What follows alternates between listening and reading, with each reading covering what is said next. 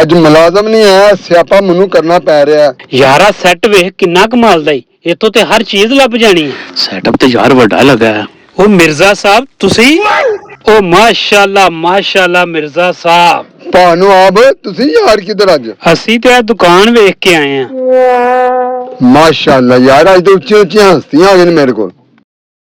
ਮਿਰਜ਼ਾ ਸਾਹਿਬ ਨਾਲ ਮੁਲਾਕਾਤ ਵੀ ਹੋ ਗਈ ਤੇ ਦੁਕਾਨ ਵੀ ਆਪਣੀ ਨਿਕਲ ਆਈ ਹੈ। ਚੀਜ਼ ਵੀ ਅੱਛੀ ਮਿਲੇਗੀ ਤੇ ਨਾਲ ਡਿਸਕਾਊਂਟ ਵੀ ਹੋ ਜਾਏਗੀ। ਤੁਸੀਂ ਬਾਬਾ, ਮੈਂ ਚਾਹ ਲੈ ਕੇ ਆਇਆ ਜੀ।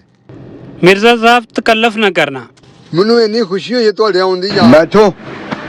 ਦੇਖੋ ਕਿੰਨੀ ਖਿਦਮਤ ਕਰਨ ਲੱਗੇ ਨੇ। ਖਿਦਮਤ ਵੀ ਕਰ। ਲੋ ਜਨਾਬ, ਸਪੈਸ਼ਲ ਚਾਹ ਮੈਂ ਤੁਹਾਡੇ ਆਪ ਹੀ ਲੈ ਕੇ ਆਇਆ। ਇਹ ਗਰਮਾ ਗਰਮ ਕੇਕ ਮੰਗਵਾਇਆ ਤੁਹਾਡੇ ਲਈ। ਐਵੇਂ ਮਿਰਜ਼ਾ ਸਾਹਿਬ ਤੁਹਾਂ ਤਕੱਲਫ ਕੀਤਾ, ਕੀ ਜ਼ਰੂਰਤ ਸੀ ਯਾਰ ਕਰਨ ਦੀ? ਅੱਛਾ, ਬੜਾ ਫੜਾ ਕੇਕ। ਚਲੋ ਉੱਥੋਂ ਚਲੋ। No.